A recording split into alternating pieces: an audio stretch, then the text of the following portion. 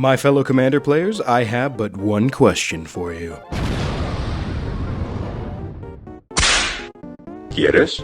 For any of you who haven't taken 2nd grade Spanish yet, check the author's note. Anyway, hi, I'm Jacob and this is Deep Dive MTG. And sitting in that puppy's overly realistic hand is the symbol that Magic the Gathering uses for energy counters, an alternative resource and sub-strategy within the game, as well as the main topic of today's video. Welcome to my complete guide on how to play and build energy within Commander. We'll cover everything from the basics of this strategy to some niche interactions most players might not be aware of. We'll first cover what energy counters are, what some staples of the energy archetype are, some of the best energy commanders, how they play, how fun they are, and some of the must-includes in their 99. And of course, by the end of the video, we'll be covering my personal top 3 picks for energy commanders, based on playability, strength, and overall fun. Now, let's get rolling. To start us off, let's establish a clear definition of energy counters within the mechanics of Magic the Gathering. Like I said before, energy counters function as an alternative resource system. While they are counters, they're not assigned to any permanent, but to the player themselves, in a similar manner to experience counters. While experience counters are meant to enhance the strength of triggered abilities that you have over the course of a game, energy counters are more similar to mana, in the fact that they're meant to be spent on abilities or spells. So experience counters are like a level system in a video game,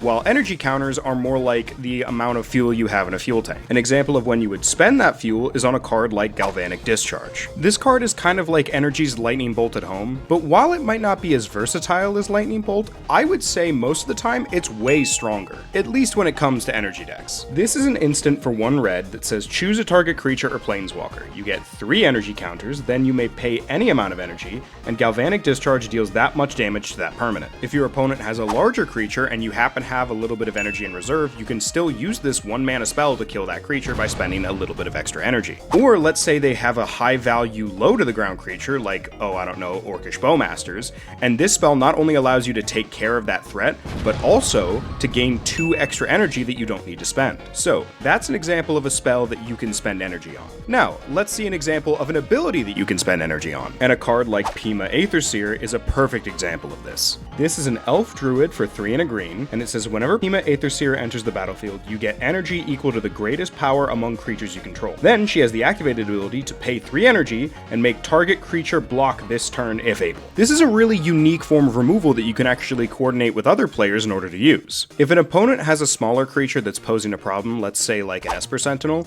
and another one of your opponents would like to coordinate with you to get rid of it, you can tell them to attack that same player and then use this ability to make that Esper Sentinel block a creature that's bigger than it. They jump at me! They jump at me! Granted, most of the time you're really only going to be using this creature in order to generate a good chunk of energy, but it's still a neat effect that I like to take note of. Okay. Now that we understand what energy is, let's identify some common theming within the archetype. If you take a look at some of the most notable energy commanders and energy win cons, the 2 main focuses seem to be on artifacts and creatures. It's also important to note that artificers as a creature type have a certain amount of importance when it comes to a lot of energy commanders or energy cards. They're not always named specifically, but if a card is a good energy commander, odds are it's an artificer. So our 3 main themes are artifacts, creatures, and specifically artificers. And a few commanders where those themes are prevalent are Saheli, Radiant Creator, Dr. Madison Li, and Satya, Aetherflux Genius. There are currently 8 potential commanders that have the energy mechanic built into them. However, out of those 8, I find that the previously mentioned 3 give a bit more bang for their buck than the other 5. But as the title suggests, this is a complete energy guide. So of course, we're gonna go over all 8. We'll delve into their gameplay loops and go through a few of the key includes for their 99. And to scale the video as we go, we're gonna cover them from weakest to strongest, in my humble opinion. Starting off with the Motherlode Excavator and Rex Cyberhound. These 2 cards both offer you a niche form of disruption in the command zone, with the Motherlode Excavator giving you land removal, and Rex Cyberhound giving you graveyard hate. But aside from that, these 2 don't really have much going for them in the command zone. Maybe there's an argument for Rex if you built him around mill, but in that case you'd want to be milling yourself since you'd build your deck around creatures with activated abilities that you'd want to copy, and Rex's built-in ability mills the opponent, not you. It's just really hard to make this sweet little guy work. And as far as the Motherlode Excavator is concerned, aside from just generic Voltron aggro, I can't really see a way to make this a competent commander, let alone have the deck competently revolve around energy counters. So yeah, I really wouldn't see myself building either of these guys as an energy commander, but if you have a list that you're confident in, comment the Moxfield link and I'll check it out. Moving on, let's briefly talk about Pia Nalaar, Chief Mechanic. This card has a lot going for it. It's in good colors, it has a somewhat consistent way to make energy, and she has a pretty straightforward game plan, which is make a bunch of Thopters, swing out at somebody, and make a bunch of energy.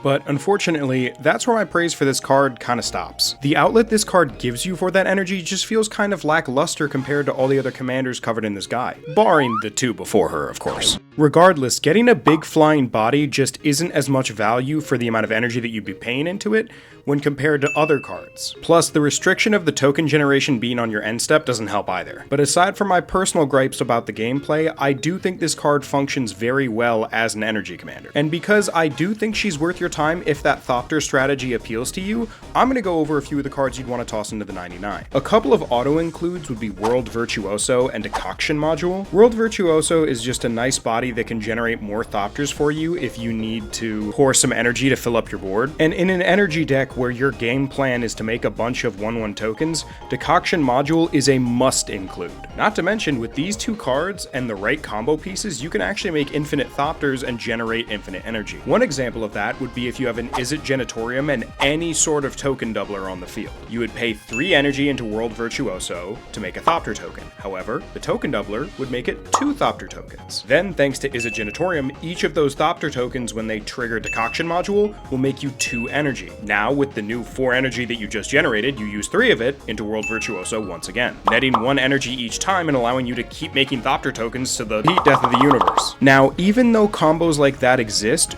don't just flood your deck with a bunch of token doublers, because the only tokens that this commander innately creates are just big bodies that you make on the end step. All those little Thopters that we keep yapping about aren't innately made by the commander. So if you include too many token doublers like these cards, you might end up flooding with them and they end up not doing anything. Personally, I would only run Stridehanger Automaton, mostly because it also has the added synergy with the Thopters. But a must include for this deck, and pretty much any other red energy deck that we're going to talk about, is Lightning Runner. With the right board state, this card can just win you the game if you have enough Thopter tokens outright. Since if you have at least 3 flying Thopters and you attack with Lightning Runner, so long as you don't send him into your death, you're going to be able to get another extra combat the next turn, as long as all 3 of those Thopters land, since your commander is making up the other 6 energy that you'll need to pay into the Lightning Runner to get that extra combat. But in order to draw into this win con, you're going to have to either get extremely lucky or draw a bunch of cards. And since this commander's effect doesn't inherently draw cards, it's really important that you run a lot of those effects that draw a card every time a creature deals combat damage. So cards like Enduring Curiosity and Coastal Piracy are great includes. Lastly, I want to mention Pinnacle Emissary. It's a card that I think is incredibly undervalued from Edge of Eternities, and with how much energy strategies lean into artifacts and artifact creatures, this creature is going to be netting you a ton of 1/1 flying drones. Not to mention, if you're looking at a hand that's about to pop off but you don't already have him on the battlefield, you can just warp him out for 1 red or 1 blue and just go off and make a bunch of those tokens that turn. Honestly, Pinnacle Emissary offers so much flexible generic value that if there's a commander on this list that includes blue and red, odds are it wants to run Pinnacle Emissary. And speaking of commanders on this list who love to run Pinnacle Emissary, let's make our way up onto the next one, Liberty Prime Recharged. He's a legendary artifact creature robot for 2 blue, red, and a white, and he's an 8/8 with Vigilance, Trample, Haste, and whenever Liberty Prime Recharged attacks or blocks, sacrifice it unless you pay 2 energy. He also has the activated ability to pay 2 and tap him to sacrifice an artifact to get 2 energy and draw a card. As you can tell, this guy is one hell of a body. Yes, you have to pay energy to use said body, but brothers, we are building energy decks. Making and spending that energy is what we do. This is what we do!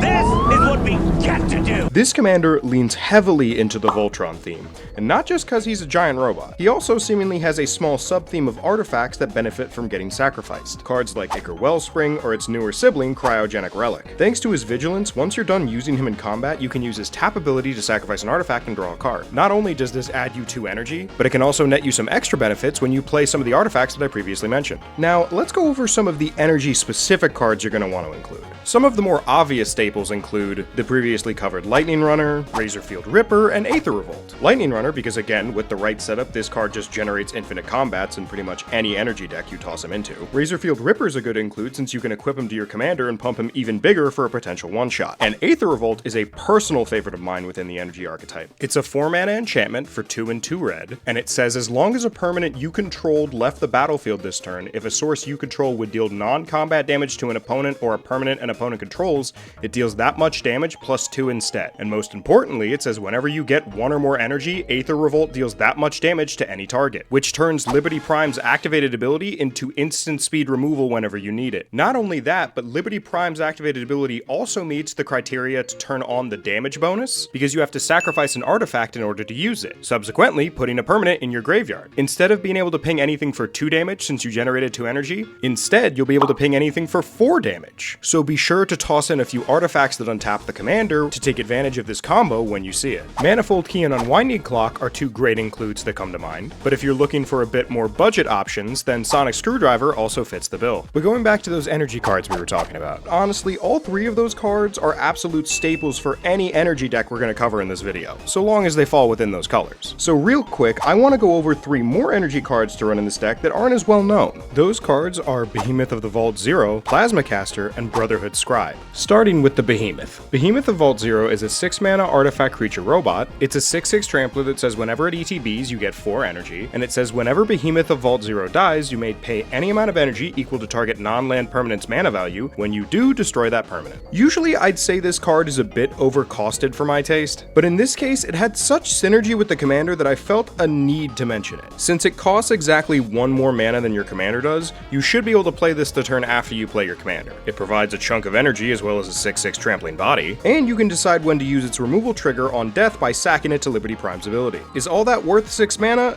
It's arguable, but with all of the artifact and historic reducers this commander has access to, I highly doubt you'll be paying full price for this card anytime, in most cases. Now then, let's move on to Plasma Caster. Plasma Caster is a 2-mana red artifact equipment for 1 and a red, and it says equipped creature gets +1/+1. Whenever equipped creature attacks, you get 2 energy. You may pay 2 energy to choose target creature that's blocking equipped creature, and you flip a coin.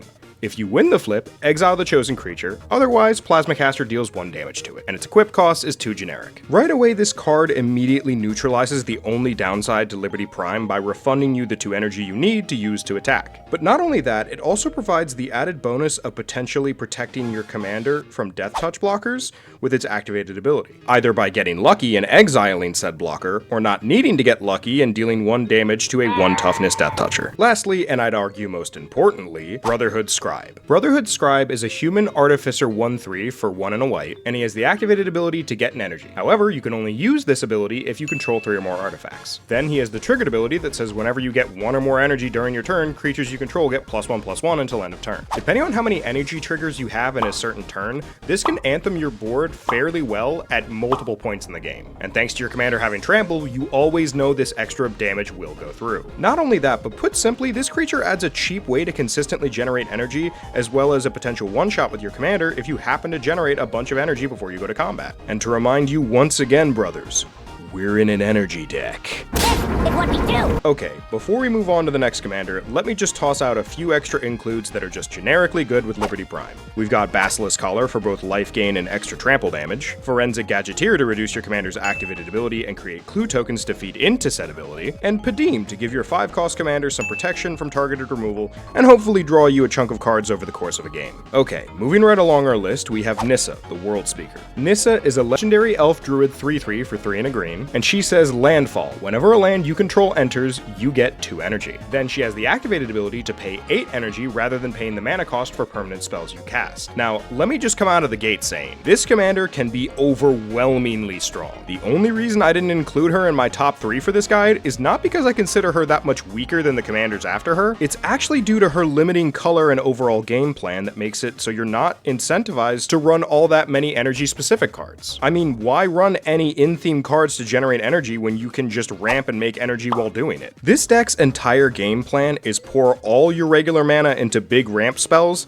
like Open the Way and Traverse the Outlands, or smaller ramp spells that get you multiple landfall triggers, and then with all the energy you generate from the landfall triggers, you cheat out the best giant permanent spell in your hand. The strategy is really good and extremely resilient thanks to that ramp. At the same time, due to that deck building incentive, when you play, it sadly doesn't really feel like an energy deck at all, just big ramp and big boys. boys. But hey, despite all my griping, there are a few energy cards that I think are still worth running in her deck. Plus, I still find this commander to be very fun overall. I mean, who doesn't love some big old stompy boys? Now, some stompy boys in specific that are great for you to cheat out are any of the Vorinclexes. Vorinclex Monstrous Raider specifically has added synergy since his replacement effect would also double the energy counters you'll get from Nissa's landfall trigger, since he includes counters that would be added to players. Or if you're feeling especially evil, you can toss a few Eldrazi's into the brew. They hit especially hard since you still get their cast triggers off of Nissa's effect. However, all of those options come with a rather hefty price tag. So for my beautiful budget players, you still have some banger options with some classic landfall payoffs like Rampaging Baloths, Avenger of Zendikar, hell, even Cultivator Colossus, Famish Worldsire, and Apex Devastator are all $4 or less each. Similar to the Eldrazi's, you will still get Apex's Cascade triggers for huge value. And in the case of Famish Worldsire and Cultivator Colossus,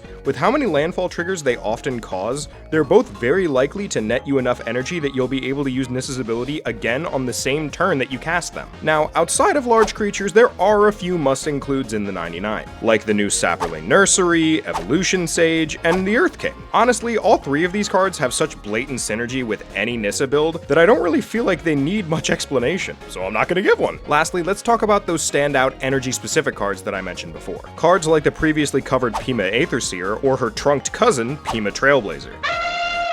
Both of these creatures net you a large benefit in proportion to your biggest creature. We've already covered Pima Aetherseer, so let's just give Pima Trailblazer a quick read. They're an Elephant Warrior 3/3 for 2 and a green. They have Trample and say whenever this creature deals combat damage to a player, you get that many energy. Then they have the activated Exhaust ability to pay 6 energy and put 2 1/1 counters on this creature. Then you draw cards equal to the greatest power among creatures you control. To any newer players, an Exhaust ability just means that you can only use that once, for however long this permanent is on the battlefield. So as you'd imagine, these cards fit perfectly into a deck trying to cheat out big boys like we are. Not to mention, Trailblazer's first ability can give us a bit of extra energy generation in a pinch. We also have access to a card called Primal Prayers. This is a green enchantment for 2 and 2 green, and it says whenever this enchantment enters the battlefield, you get 2 energy. And it has the activated ability that says you may cast creature spells with mana value 3 or less by paying energy rather than paying their mana costs. If you cast a spell this way, you may cast it as though it had flash. It's an easy way for you to deploy the smaller landfall synergy creatures without paying their mana costs. And it's especially helpful if you're trying to avoid removal on those key pieces, since you're able to flash them in on the end step before your turn. Lastly, make sure to include multiple steady forms of card draw. Typically cards that trigger off creature ETBs or casting works best. Cards like Elemental Bond, Garruk's Uprising, Guardian Project, and Beast Whisperer, to name a few. And a good Rishkar's expertise here and there always helps. Now, with a steady flow of card draw, there's almost no way to fully stop this deck, since if they try to remove your commander, our ramp will let us recast her easily, and all we need to do to get our engine going again is simply cast another ramp spell, which in turn lets us cast more big spells and gives us more insulation in case they remove her again. It's a viciously effective cycle. Alright, I think I've yapped enough about that mono green monstrosity. But before I move on to my top 3, let me do a quick honorable mention. This is a commander that doesn't specifically list the energy mechanic anywhere on the card itself, but I still find it to be a great choice to pilot an energy deck. While there are multiple cards that would fit that description, there was one that stood out to me above the rest, and that card, my dear viewer, was Kaith, Famed Mechanist. Kaith is a 3/3 dwarf artificer for 1 blue, red, and white. She has Fabricate 1, meaning that whenever she enters the battlefield, you either put a +1/+1 counter on her, or you create a 1/1 colorless servo artifact token, and she gives all your other non-token creatures Fabricate 1 as well. She also has the added activated ability to pay 2 and tap her to either populate or proliferate. Populate is when you create a copy of any token that you control, and proliferate is when you're able to increase the counters on any number of players or creatures in the game that you want. Needless to say, giving every non-token creature you control Fabricate 1 is incredibly powerful. And for most decks built around this commander, you'd build around the servos, since in most cases that extra creature token with each creature is way more impactful than a measly +1/+1 counter. But when you make her a pilot of an energy deck, more times than not, you'll find yourself going for the counters over the token. This is because in an energy-based strategy, you are heavily incentivized to lean into that proliferate ability. ability. And when you do so, if you manage to stack at least one 1/1 counter on each of your creatures, not only will you increase your energy count when you proliferate, but your entire board as well. But of course, to get those counters on all those creatures and to have multiple instances of proliferate, you're gonna need a lot more than just your commander. So let's talk about some heavy hitters for your 99. First up is Steel Overseer, a 1/1 artifact creature construct for 2 mana that has the simple ability to tap and put a 1/1 counter on each artifact creature you control. If you do lean into all of those servo tokens, this will give a great way to give them all counters, so when your proliferate goes off, you'll be able to increase all of their power, in addition to simply buffing himself over time. Next up, we have Metastatic Evangel, a Phyrexian human cleric 3/1 for 1 and a white that says whenever another non-token creature you control enters, you proliferate. This makes it so that anytime a non-token creature enters on your board, you're not only increasing your energy count like always, but you're also increasing your whole board for each creature that has a counter on it. And all of that value for a measly 2 mana, making this guy a powerhouse for not just this deck, but pretty much any energy deck that runs white. And for just 1 more mana than this card, you can run a card like Dreamtide Whale. It's a 7/5 whale for 2 and a blue, and it has Vanishing 2, which means whenever this creature enters the battlefield, it comes in with 2 time counters on it. At the beginning of your upkeep, you remove a time counter from it, and when the last one is removed, you sacrifice it. However, it has the static ability that whenever a player casts their second spell each turn, you proliferate. You might be noticing a common theme here. But yes, this provides a consistent way to keep up that proliferation even on your opponent's turns. Not to mention, outside of all the energy synergies, this is just a 7/5 for 3 mana. Now, if you're looking for some heavy hitters to be swinging at your opponents, then Kappa Cannoneer and the new Casey Jones Back Alley Brute have you covered. With how often you can trigger each of these cards, they're bound to be slinging huge damage turn after turn, whether that be through individual damage trigger pings or a big unblockable body. Now, the enablers that really make a deck like this run are the doublers, and this commander is spoiled for options when it comes to doublers. From classic cards like Panharmonicon to cards like Tekuthal, Inquiry Dominus, as well as Virtue of Knowledge. All 3 of those cards double up on the Fabricate triggers your commander provides. Now, let's talk more about her benefits as an energy commander aside from the obvious proliferating synergy. First off, she has access to great colors for the strategy. Being in Jeskai gives access to some of the strongest staples in the strategy itself, cards like the previously covered Lightning Runner, Galvanic Discharge, and Izzet Genitorium. But she also has access to many energy staples that we haven't even mentioned yet, cards like Volatile Stormdrake, Royal Cartographer, and Jolted Awake. These are 3 of the powerhouses that energy has to offer in blue and white, so let's quickly go over what each of them do. Starting with Jolted Awake. For most energy decks that run it, Jolted Awake functions as a reanimate in white, but instead of paying life, you pay energy. It also has the added benefit of being able to cycle for 2 mana. Plus, you generate 2 energy just when you cast it, so even if you're at 0, so long as the thing you're trying to revive is at least 2 cost or lower, it basically just costs 1 white mana. Royal Cartographer is a fantastic landfall piece that can turn a surplus of energy into a chunk of card draw. And Volatile Stormdrake is a personal favorite of mine. I play this card in numerous decks, energy themed or not. For just 2 mana, in the worst case scenario, you can either remove the most threatening creature an opponent controls,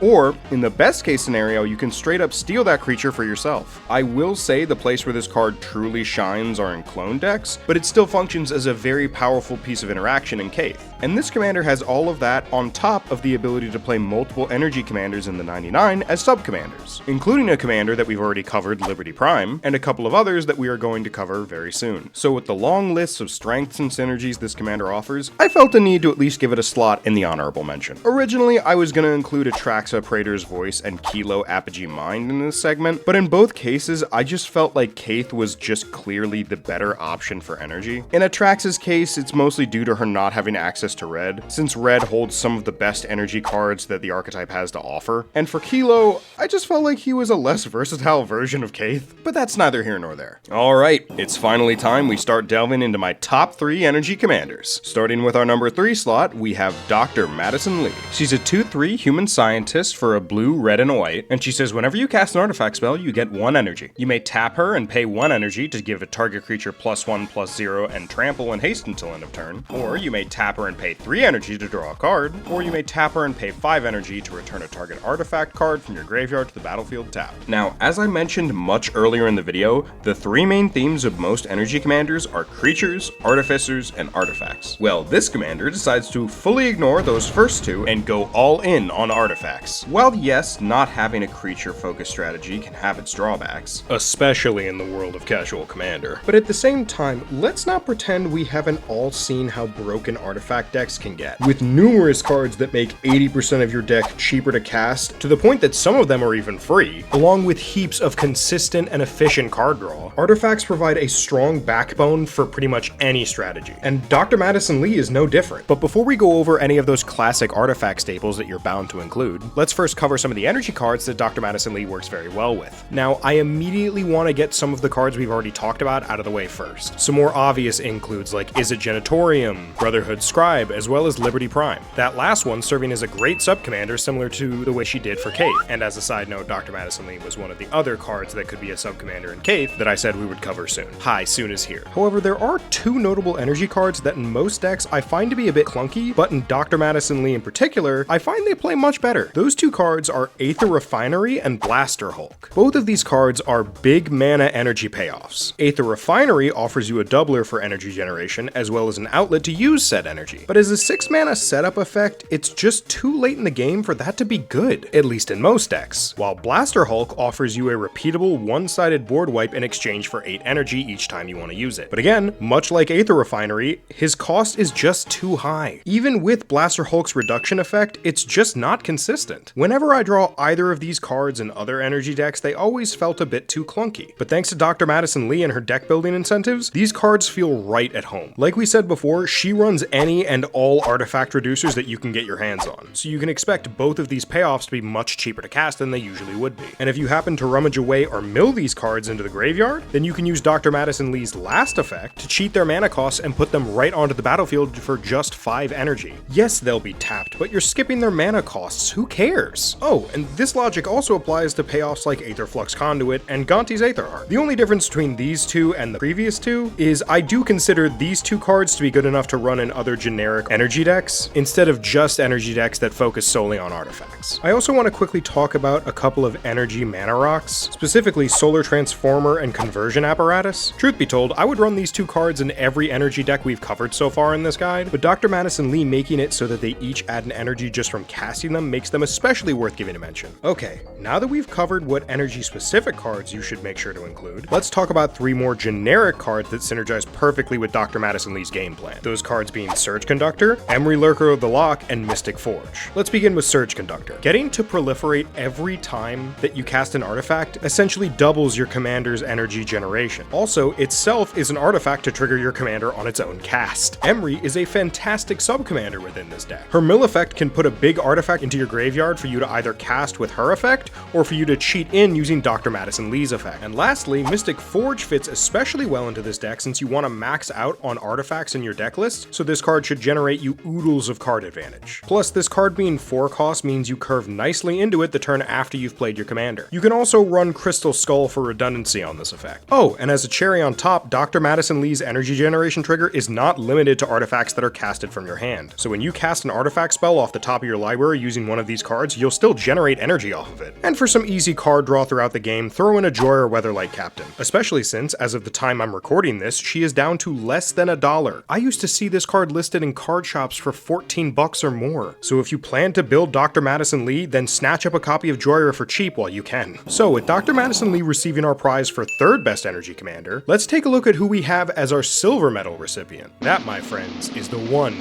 the only, Saheli, Radiant Creator. Okay, well, she might not be exactly the one and only Saheli, but I don't see any of these other cards creating nearly as radiantly as she does. Okay, before we delve into this commander, let's address the elephant in the room.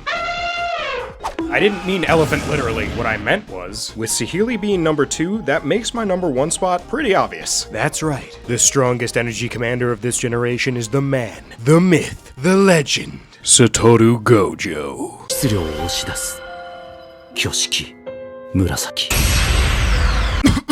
I'm sorry, I don't know what came over me. I mean, it's Satya. Aetherflux Genius. Now the reason I'm getting a bit ahead of myself and mentioning them both is because they are extremely similar in design. They're both artificers who make token creature copies during your combat, plus their color identities are each a permutation of Izzet, and as such, they both have a lot of overlap in what cards are good for them to run. Here, let's quickly cover what each of them say specifically. Starting with Saheli. Saheli Radiant Creator is a legendary human artificer 4/4 for 1 green, blue, and red, and she says whenever you cast an artificer or artifact spell, you get 1 energy. Then at the beginning of combat on your turn, you may pay 3 energy. When you do, you create a token that's a copy of a target permanent you control, except it's a 5/5 artifact creature in addition to its other types and has haste. You sacrifice it at the beginning of the next end step. While in contrast, Satya Aetherflux Genius is a 3/5 human artificer for 1 blue, red, and white. He has menace and haste, and he says whenever Satya Aetherflux Genius attacks, you create a tapped and attacking token that's a copy of up to 1 other target non-token creature that you control. You get 2 energy, and at the beginning of the next end step, sacrifice that token unless you pay an amount of energy equal to its mana value. Now, despite how similar they are, I still place Satya above his teamer counterpart, simply because there are a few aspects where he has a clear edge. Now, to Saheli's credit, she does have a few advantages. She herself doesn't need to attack in order to get her trigger off, her access to green gives her a large variety of token doublers, and her ability is able to copy any permanent you control, not just another non-token creature like Satya is limited to, giving her much more versatility overall. Unfortunately, that's where her list of advantages comes to an end. Unlike Saheli, Satya doesn't require any energy to use his clone effect, and since he himself has haste and menace, you're probably able to use his effect the turn he comes down. That lack of energy for activation also makes it very easy to combo off with him out of nowhere. Not only that, but Satya's clone effect itself generates energy, unlike Saheli who needs to generate her energy through other means. And you can even use said energy to keep those clones if you want to by paying their converted mana cost in energy. That choice is not offered by Saheli, who makes you sacrifice the tokens at end of turn no matter what. I also find that white offers a lot more power and versatility than green does in terms of energy's card pool. Alright, now that I've clarified my reasoning for each of these commanders' placements on my list, let's start going over the cards that they each like to run. However, before we get into any of the cards that are exclusively good for each of these commanders individually, let's first cover the cards that both of these commanders love to have in their 99s. Since they're both energy commanders that include red and blue, a huge amount of their card pool does overlap, so it's important we cover all of those cards that they have in common since it's a much larger pool. First and most obviously is Lightning Runner. I think this is the card I brought up the most this whole guide, and it's for good reason. This is the de facto strongest win con for most energy decks. With the right setup, either of these commanders can make infinite combats with this creature, although Satya has a much easier time achieving this than Saheli, since her cloning effect requires you to pay energy in order to activate it. Either way though, it's still a very achievable goal in her deck as well. Another incredible include for both of these commanders is Volatile Stormdrake. I mentioned this card a little earlier in the video, and I even said where it truly shines is in a token copy deck. Well, these two commanders are the decks that I was referring to. Volatile Stormdrake on a board with either of these commanders in play is just an incredible threat that demands your opponents answer it. Unless, of course, they want you to steal the best creature on the board turn after turn. You do this by ignoring the initial creature's enter the battlefield effect. Then, you go to combat. You make a copy of it with your commander, and then trade that copy for the best creature on the board that you don't control. And even if you don't have the energy in order to pay so that you keep the creature that you stole, at worst, this is a repeatable Tongify effect. And if you do have that energy, then you just keep stealing the best thing on board, again, turn after turn. It's so beautiful. Speaking of removal on a body, we have Synth Eradicator. Now, I'll be honest, looking back at the recording, I thought there was no way I hadn't mentioned this card already, but as it turns out, I haven't, which is doubly surprising because honestly, I'd run this card in pretty much any energy deck that includes red. Let me show you why. Synth Eradicator is an artifact creature Synth Soldier 3/3 for 2 and a red. It has haste, and whenever Synth Eradicator attacks, you exile the top card of your library. You may get 2 energy. If you don't, then you may play that card to the end of this turn. Now that alone makes it a nice little energy generator or some impulse draw when you need it. But on top of that, you may also tap Synth Eradicator, pay 3 energy, and deal 3 damage to any target. And since this creature has haste, the moment that it comes down, it is now a lightning bolt that you can threaten at any time by just paying 3 energy and tapping it. Having that kind of repeatable, versatile removal on a copyable body is fantastic for any clone deck. So being able to copy it with either Saheli or Satya makes makes it a fantastic include for either of these decks. I will say in Satya's case, you actually do miss the attack triggers. Since these tokens come in tapped and attacking, they never got to declare those attacks, meaning that they won't get the triggers for declaring those attacks. But for how good these bodies are to begin with, you're missing out on very little. So a volatile Stormdrake and Synth Eradicator would teach you anything, it's that repeatable removal is incredibly broken. And lucky for you, it's not just limited to creatures. Repeatable removal like that can also be found on cards like Aether Revolt. Yes, neither of these commanders consistently sacrifice at the right time to make use of its damage bonus. But when you generate energy as consistently as these two commanders, who even needs the 2 extra damage? This card lets you ping any target for 1 anytime you cast an artifact or artificer with Saheli, and in Satya you can ping any target for 2 anytime you go to combat. Not to mention, if you simply crack a fetch land while this card is out, you'll be slinging big damage anytime either of these commanders trigger. Oh, and before I forget, there's another energy card that I haven't mentioned in this video yet, but I think it fits right at home in either of these decks. The card in specific is Confiscation Coup. Confiscation Coup is a 5-mana sorcery for 3 and 2 blue, and it says you choose target artifact or creature. You get 4 energy, then you may pay any amount of energy equal to that permanent's converted mana cost, and if you do, you gain control of it. Now to be honest, this is just a worse version of Volatile Stormdrake. But as a wise man once said, mediocre pizza and ice cream is still pizza and ice cream. So a worse version of Volatile Stormdrake is still plenty playable for our purposes. Plus, at exactly 1 mana more than both of these commanders, you curve right into it no matter which one you're playing. It lets you steal a creature and then copy whatever you steal, or if you need to generate just a little bit more energy for a win con of some sort, then you can just choose to pay nothing into its effect and simply net the 4 energy that it creates. To wrap up the energy segment of the overlapping cards, let's give a quick mention to the energy auto-includes that we've covered before. Classics like Decoction Module, Is It Genitorium, and Whirler Virtuoso all slot into these decks perfectly. I also quickly want to cover a few non-energy cards that are great for either of these commanders. Starting with the OG clone target and commander staple, Solemn Simulacrum. Giving you a benefit for your sack condition on both of these clone effects, as well as the enter the battlefield that ramps you for a basic land,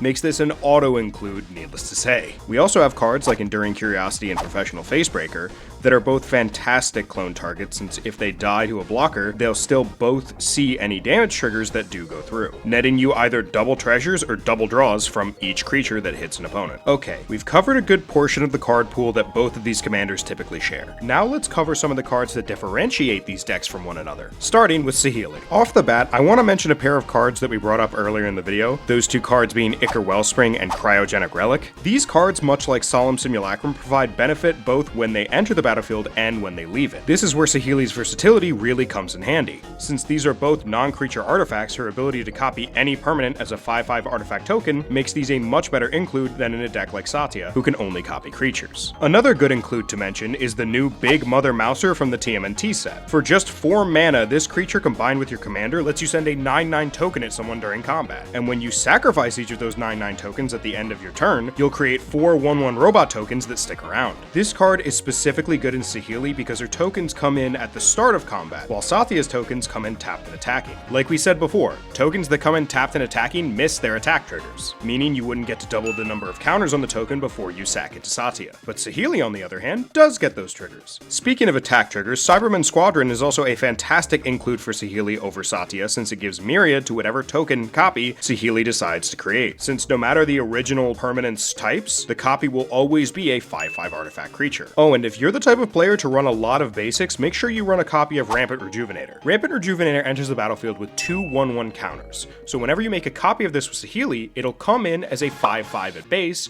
and then put on another additional 2 1/1 counters to that creature. So when you sacrifice it at the end of turn, you'll be searching out 7 basics onto the battlefield tap, since its overall power will be 7. Now, as far as energy specific includes that Saheli has exclusive access to, there are a good few, but the 3 that I want to highlight are Pia Nalaar and Pima Trailblazer. As far as Pia Nalaar goes, I mean, come on. She's a backup commander for Saheli's precon, so of course they're gonna have synergy. And that synergy is even more prevalent with a card like Pima Trailblazer. When you connect with a copy of this card in combat, you'll not only generate 5 out of the 6 energy you need to activate its exhaust ability, but said ability is also buffed due to the copy being a base 5/5. So when you put 2 +1/+1 counters on it and draw equal to your greatest power, the bare minimum this will get you is 7 cards. And I'm not even finished. Since you make a new copy each combat, you also circumvent the weakness of this being an exhaust ability, since the once per game restriction is only limited to that permanent. Alright, it's time we move on to our man of the hour. Satya Aetherflux Genius. Going down our list for Satya exclusive bangers, we have quite the lineup. You remember how I said White's card pool for energy cards felt a little stronger than Green's? Well, to start us off, let me put my money where my mouth is and cover a few of those cards. Right out the gate, we have all-stars like Guide of Souls and Razorfield Ripper. Guide of Souls nets you consistent energy generation and life gain at the same time, while also providing you with a way to give flying to any of your creatures that you need to have evasion. For instance, a commander who's completely reliant on his attack trigger. While on the other hand, Razorfield Ripper provides you a fantastic clone target for Satya that could potentially one-shot someone if you have enough energy. Not to mention, that danger is even more so if you use their equip abilities on your commander, since now you only need to deal 21 for lethal. But it's not just creatures. White also has access to fantastic energy-based board wipes. Wrath of the Skies can be a blowout against artifact and enchantment decks, plus the way that the card is worded means that you only pay X to generate energy, and after, you pay energy equal to the CMC and lower that you'd like to destroy. Meaning that if you have the energy to spare, this board wipe only costs 2 white. Another great energy board wipe that comes to mind is Localized Destruction. With the right board state, this can be a fully one-sided board wipe, especially if you run a lot of creatures with the same power as Satya. Now, let's move on and cover some of his generic includes. There are 3 that I want to address right off the bat, and that's all of the token doublers that he has access to, aka Exalted Sunboard, Mondrak Glory Dominus, and Anointed Procession. I bring these up because I want to note a specific interaction that Satya has with doubler effects. Let's say you warp in Exalted Sunborn. You go to combat, you trigger Satya, and you make 2 copies of the Sunborn and make 2 energy. You don't make 4 energy because the only thing that's being doubled is the token generation, not the amount of times that Satya is triggering. Once Satya's end step trigger goes on the stack, you only have 2 options. You either pay no energy and sacrifice all of the tokens that you made with Satya's trigger, or you pay energy equal to the total mana value of all of those tokens combined and keep them all. In this example, that would be 10 energy.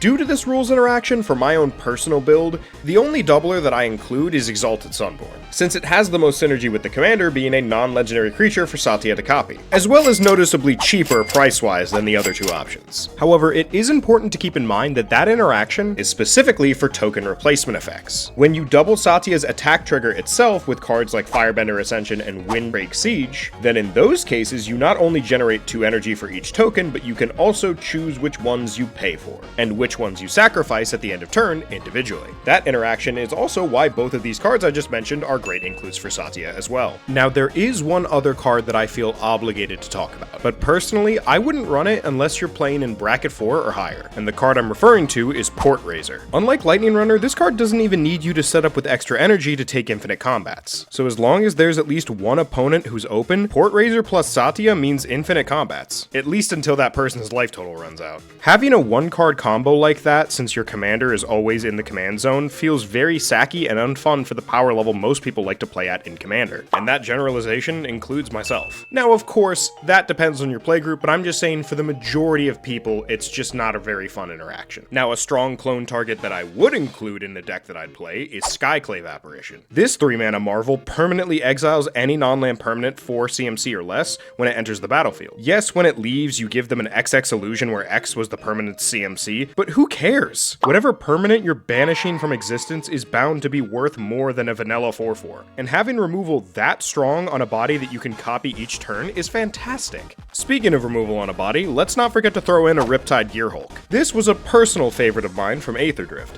allowing you to spin 1 non-land permanent from each opponent to the 3rd top of their library and can put a chokehold on some games, since you're blanking one of their future draws. Also, if you stack a key piece with this effect, you can potentially lock your opponent out of searching their libraries until they draw again. On top of all of that, it's exactly 5 mana, making it curve perfectly from the turn after you play your commander.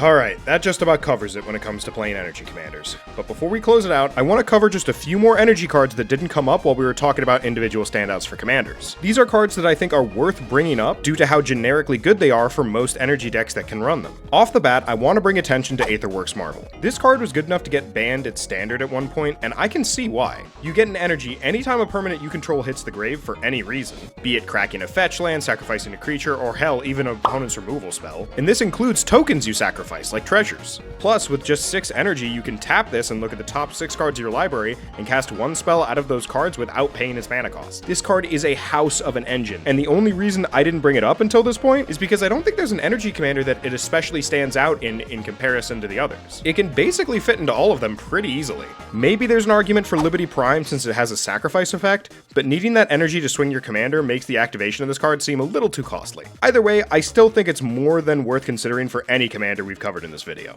Another quick mention I'd like to make is to Rush of Inspiration. It's an Izzet MDFC that in most decks can be a risky gamble for card draw, but in an energy deck, it's just a fantastic MDFC that keeps you from choking on lands in the late game. And while we're on the topic of Izzet, one other generic card I want to mention is Electro Siphon. Is 3 mana a lot to ask for a counterspell these days? Yeah, kinda. But I like the feeling of countering a big spell and netting a bunch of energy in the process. Is vanilla counterspell just better in most circumstances? Also yes, but I don't care. This is a fun energy card, so I'm gonna run it.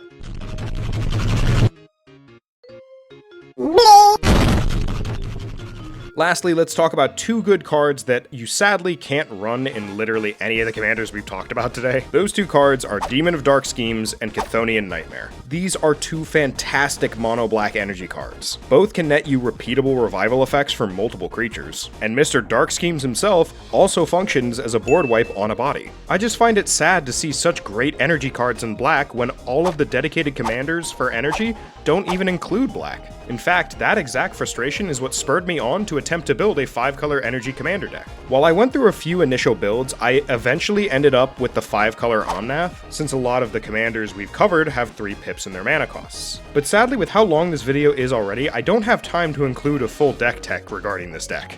But if you really want to see it, then leave a comment below, and if I see enough of them, I'll do a full video talking about it. Alright, that's about it from me. I hope you found this guide helpful, and be sure to let me know if there's any mechanics or staples that I forgot to mention. And if you made it to the end of this video, be sure to subscribe and stick around. I got plenty more coming. Plus, you'll be contributing to Gordita's treat fund. Her hunger is ceaseless. Anyway, I'm Jacob, this is Deep Dive MTG, and thank you so much for watching. Catch you later!